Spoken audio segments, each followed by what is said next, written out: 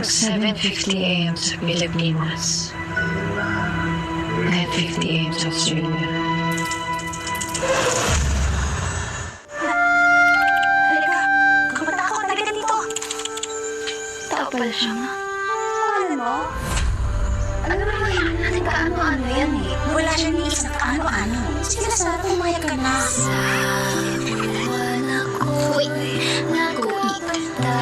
Ganyan. Good boy.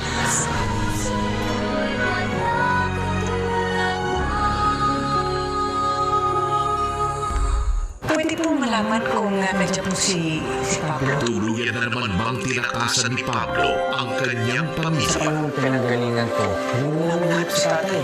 Kasi diba sabi mo sa panahon mo, wala tatay mo, pero kay Eileen. Kung sinasabi mo dapat, bumili ako kasi sa'yo yung tatay ko. Kamili ako ng basa sa best friend ko. Ikaw mas kilala mo siya kaysa sa akin.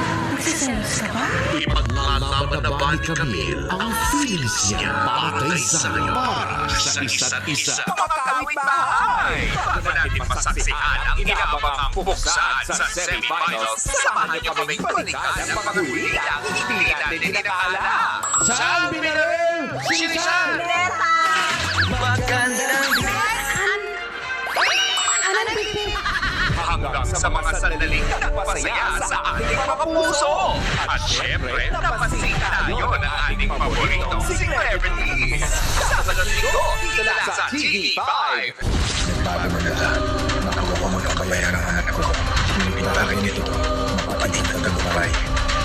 Sa pagkamatulog ng piling, kailangan hindi kayo ng puso. Yan ang dapat sa isang yakang din.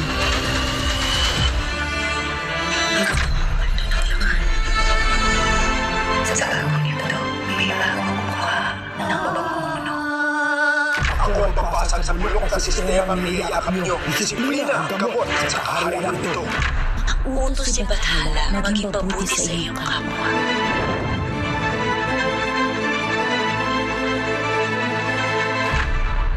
Sa Kingdom, magkabilang mundo coming soon sa TV5. All my life is supposedly simple. Simple lang ang pangarap. Simple lang ang gusto para sa pamilya. Ang maghanap ng mas maayos na trabaho abroad. Ang ending, napagpagod ako sa beautiful city of Prague. Okay naman sana lahat. Until I met her. Si Kiara.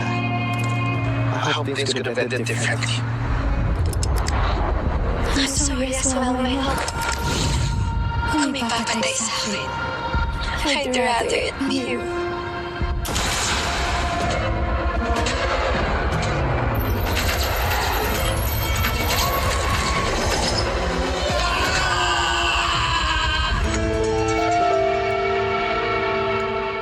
Siya, si Cecilia Princess Nieva, a.k.a. ang dakilang raketera ng Barangay 5. Samahan si Princess tuwing linggo ng tanghali sa Padyang Princess dito sa TV5. Hindi ako pumapagod sa babae. But if you stand in my way, ihahanda ko na ang libingan. Ang mga kasalanan, hindi kayang kakapalan. Gaya ng mga lupa. You, as an engineer, of your own downfall. Toto'y bato sa mga nitong oras, 8 p.m. sa Totomax Primetime 5 ng TV5 simulcast on 1PH.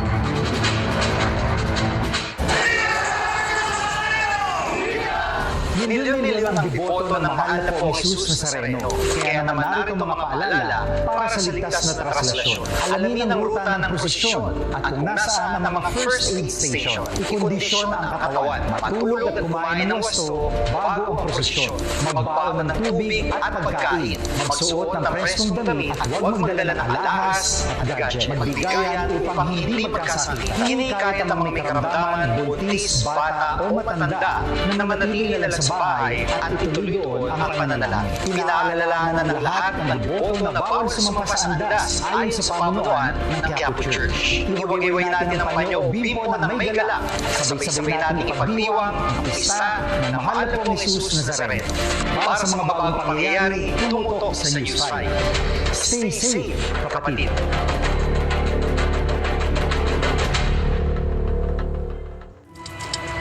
time zones.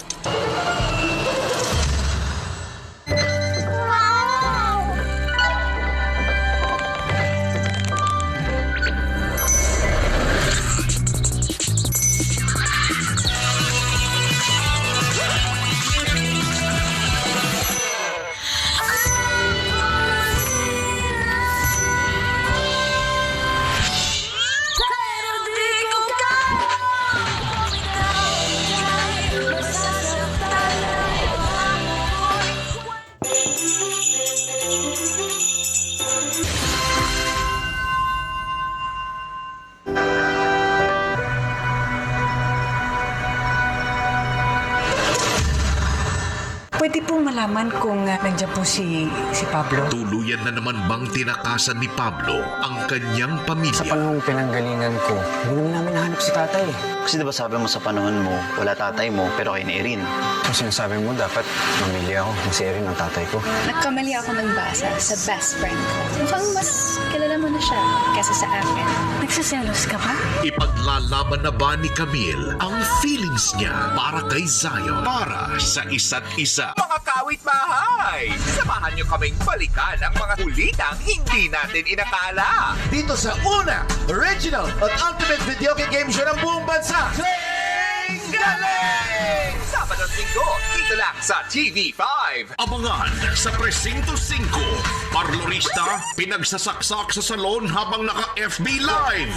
Estudyanteng may nabisto kay teacher. Pilit daw pinakain ng ipis. At missing bride-to-be. Nahanap na matapos ang 3 linggong pagkawala. Lahat ng yan hihimayin sa Presinto 5 Linggo sa weekend trip ng TV5.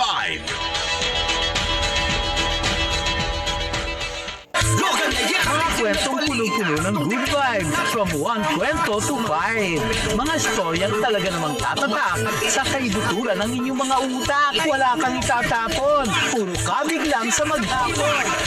Mga kwento at kulita ang ihahatid sa inyo ng ating pambansang tanggal umay. Mga kwentong Mark Logan tuwing Linggo 2:30 p.m. sa TV5.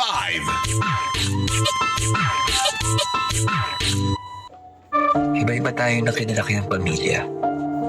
May kumpleto at masaya. Meron ding magulo. Hindi rin tayo pare-pareho sa kilos at galaw. Manig sa lakas at kainaan. Hindi dahil iba ang tingin sa'yo ng mundo ay mahina ka na. Dahil maging ikaw, iba kung paano mo makita ang mundo. At yun ang sandata mo. Para magawa mo ang tungkulin mo para magtagumpay ka. Ano? Sa tingin mo, kaya mo ba?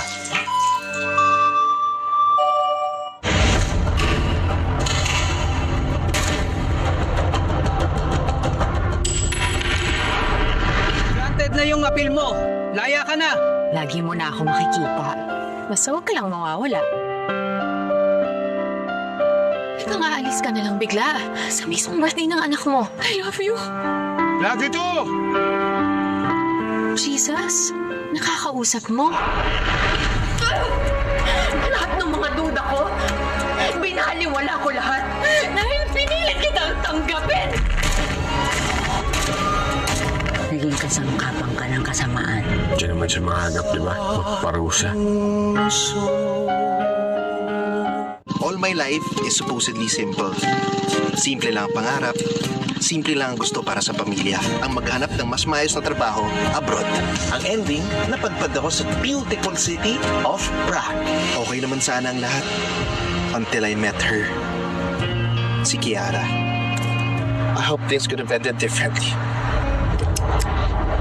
I'm sorry as well, my love. Kung may papatay sa akin, I'd rather it be you.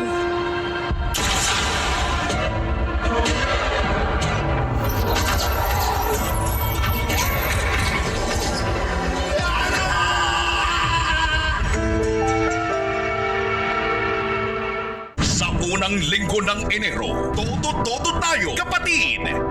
Over sa dekalibreng pelikula. First time sa Free TV. Hindi niyo ako pinakikinggan! Sabihin mo sa akin, hindi ba talaga tayo minalas at sinumpang bayan? Hindi porket mahusay ka makipaglaban sa pisikal na mundo. Ang ibig sabihin nito ay mahusay ka rin makipaglaban sa dimensyon ng mga kaluluwa.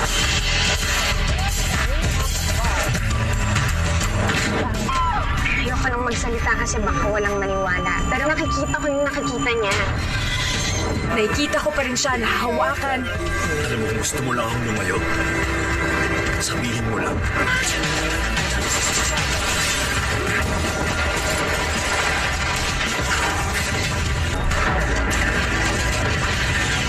Umpisa pa na, todo tayo, kapatid, sa Cine 5. Prime time, Mondays to Fridays, 8:45 p.m. sa TV5.